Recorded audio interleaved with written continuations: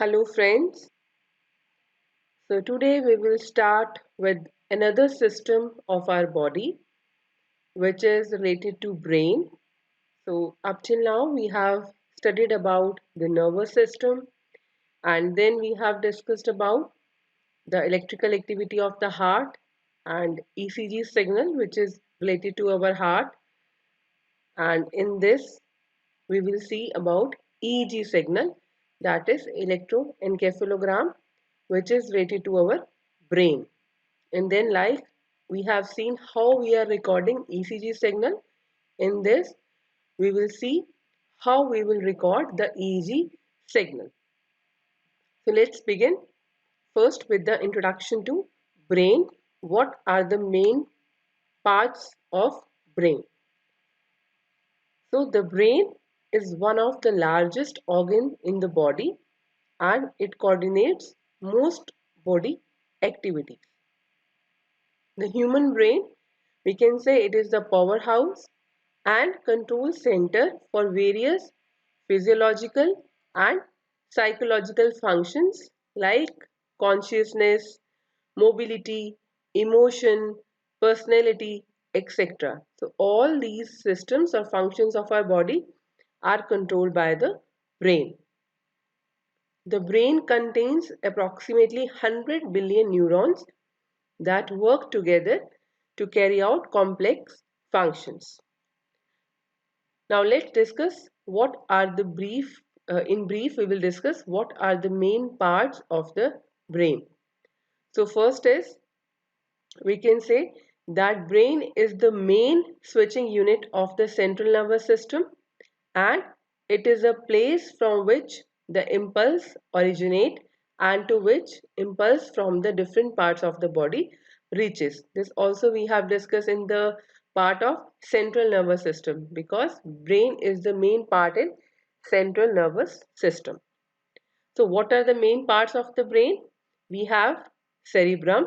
You can see in the figure also it shows typical structure of the brain. Then we have cerebellum. Further, we have brain stem, which includes midbrain, pons, and medulla oblongata. So we have, these are the main, or we can say, journal parts comprising the brain. Now we'll discuss one by one all these parts. So first is cerebrum. It is the largest and the most prominent part of our brain. It is responsible for all the voluntary means conscious activities of the body. That also we have seen. We have two kind of responses. One is voluntary, other is involuntary. The cerebrum is responsible for all the voluntary activities of the body. And it is further divided into two hemispheres. We have left and right cerebral hemispheres. Each hemisphere of the cerebrum is divided into four regions, which is known as lobes, that are responsible for different brain functions. So now let's discuss about the four lobes of cerebrum. So this figure shows the four lobes, and they are intentionally shown by different colors. So we have frontal lobe, we have parietal lobe, we have temporal lobe, and occipital lobe. So these are the four lobes of the cerebrum. Now we will discuss one by one each of them. So first is the frontal lobe. It is located, as the name says, it is located at the front of the brain. It is the area of the brain responsible for higher cognitive functions, including reasoning, motor skills, judgment, and expressive language. Then we have the parietal lobe. It is located in the middle section of the brain. It is associated with processing sensory information like touch, smell, and taste. So mainly it is related to sensory receptors. Then we have the temporal lobe. It is located on the bottom section of the brain. It is important for interpreting sounds and language we hear. This again we will refer when we will discuss about the auditory system. So in that also we will take that temporal lobe. It is used, or it is mainly important for interpreting sounds and the language we hear. Then we have the occipital lobe. It is located at the back portion of the brain. You can see in the figure. So it is associated with interpreting visual stimuli and information. So this lobe we will consider when we will discuss about the visual system of our body. So these were the four different lobes of the cerebrum. Now the next main part of the brain is cerebellum.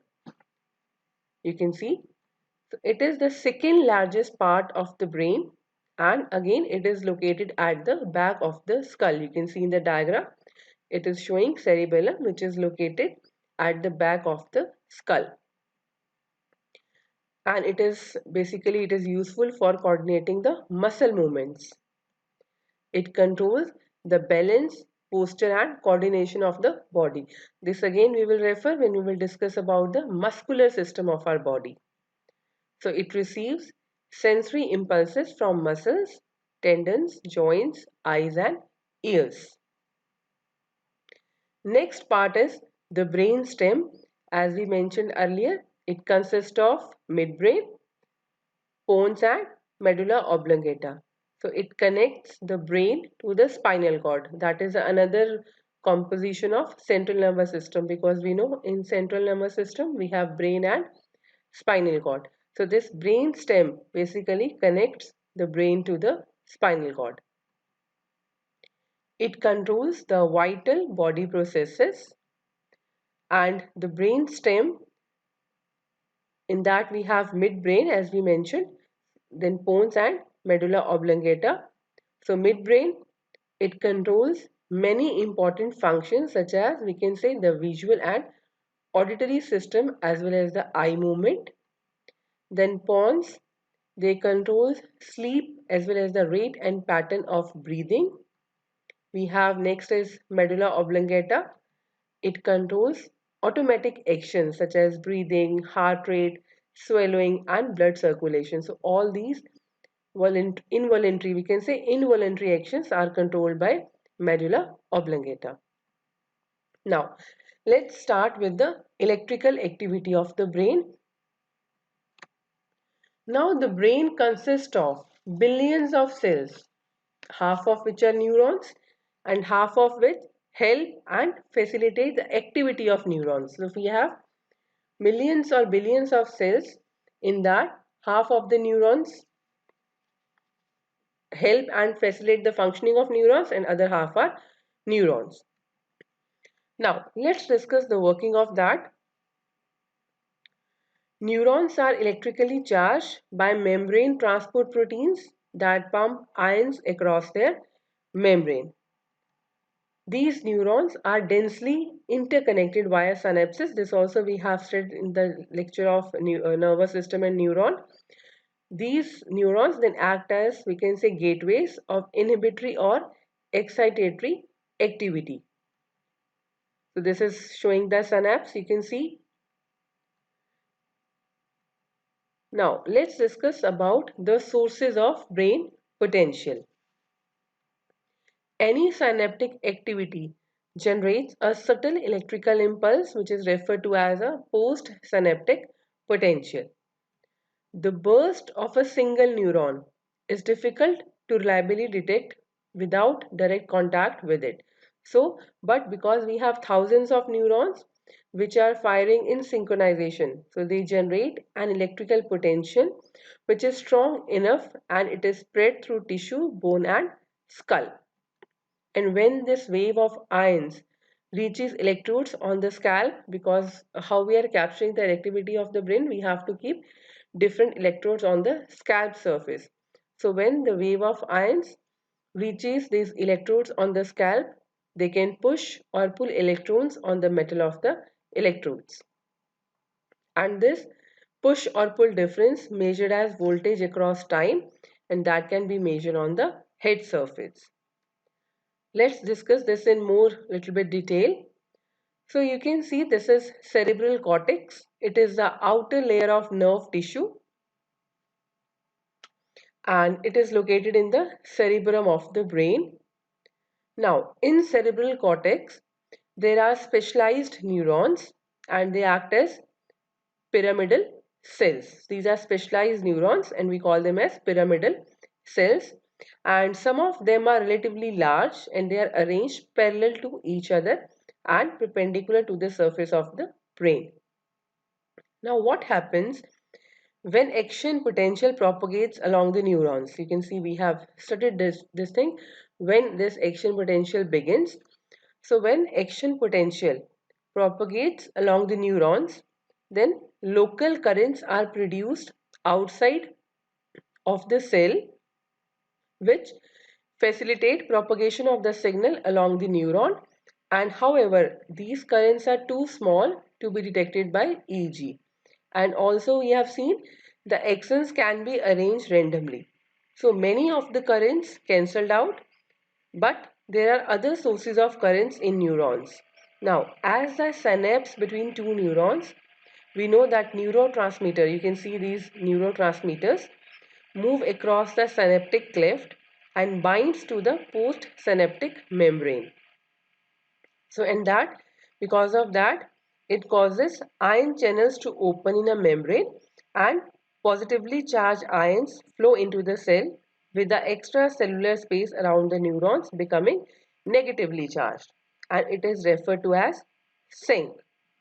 And then in distant part of the neuron, the ions eventually leave the cell, and this outward flow of, we can say, positive ions leaves the extracellular space positively charged, and this is referred as source.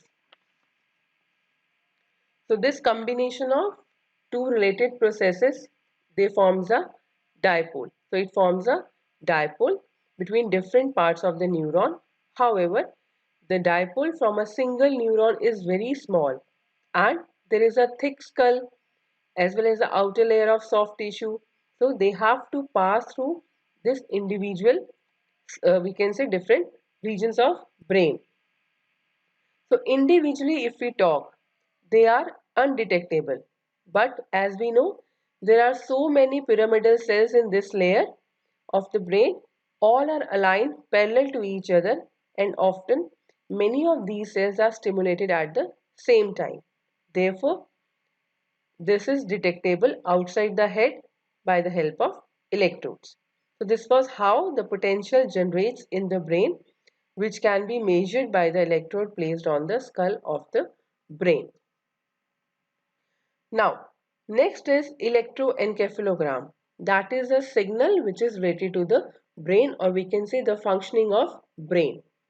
So whenever we want, like we have to test whether our mind or brain is working properly or not, we have to go for EEG. So it is a method to record the electrical activity generated by the brain via electrodes placed on the scalp surface. So these are the electrodes, you can see they are placed on the scalp surface. It measures electrical activity generated by the synchronized activity of thousands of neurons, mainly volts. So these first recordings were made by Hensberger in 1929, and during the EEG test, this cup or disc type electrodes are placed on the scalp, and these electrodes pick up the brain's electrical signals and send the same to be recorded on the electroencephalogram. And these are generally the voltage fluctuations measured at the electrodes. They are very small, so the recorded data is digitized and sent to an amplifier. And this amplified data then can be displayed as a sequence of voltage values. So this was all in this. Now in next lecture we will discuss more about EEG signals, how we can record that signal, what is the 1020 electrode system to measure EEG signal, and further we will analyze EEG signal for a normal person as well as for some kind of abnormalities. So for now, thank you so much.